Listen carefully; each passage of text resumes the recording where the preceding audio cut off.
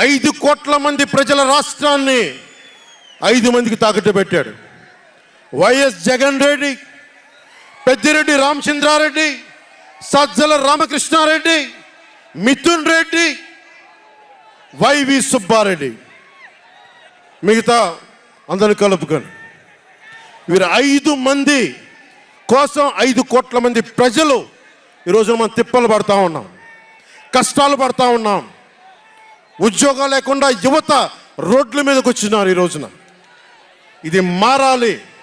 ఏదైనా మాట్లాడదామంటే గుండాలతో బెదిరింపులు, రౌడీలతో దాడులు. ఇదే చెప్తా ఉన్నాను జన సైనికులకు కూడా, మబ్బుల్లో పరిగెత్తే పిడుగులు లాంటి మన జన సైనికులకు చెప్తున్నా, వైసీపీ గుండాయిజాన్ని చూసి భయపడకండి. మనం ఉన్నాం.